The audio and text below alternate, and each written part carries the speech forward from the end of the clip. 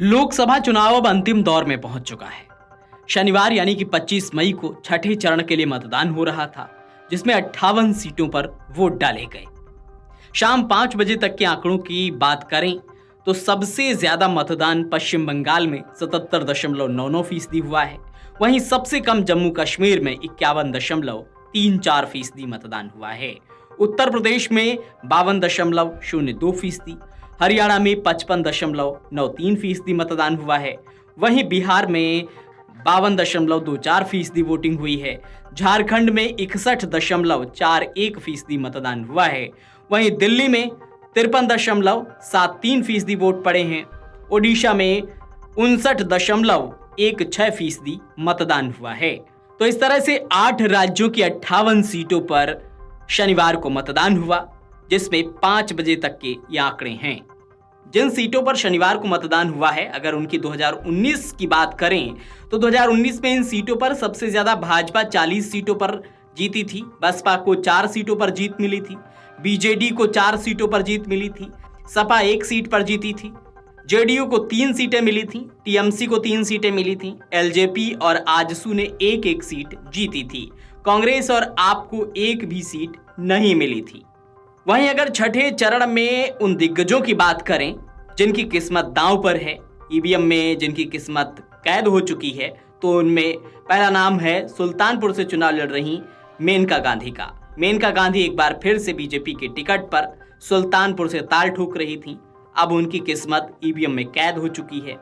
2019 के लोकसभा चुनाव में भी वो सुल्तानपुर से ही सांसद बनी थी। करनाल से चुनाव लड़ रहे मनोहर लाल खट्टर की भी किस्मत ईवीएम में कैद हो चुकी है। हरियाणा के मुख्यमंत्री मनोहर लाल खट्टर के इस सीट से उतरने के बाद ये सीट काफी सुर्खियों में आ गई है। 2019 लोकसभा चुनाव में इस सीट से भाजपा प्रत्याशी संजय भाटिया ने जीत हासिल की थी। वहीं दिल्ली की उत्तर पूर्वी सीट भी हॉट सीट इस बार बनी रही। इस सीट पर कांग्रेस ने कन्हैया कुमार को टिकट दिया, वहीं बीजेपी की तरफ से मनोज तिवारी चुनाव लड़ रहे हैं। तो इस सीट पर लड़ाई दिलचस्प हो गई थी। दरअसल दोनों उम्मीदवार पूर्वांचल और बिहार से आते हैं और इस क्षेत्र में पूर्वांचल के लोगों का दबदबा है।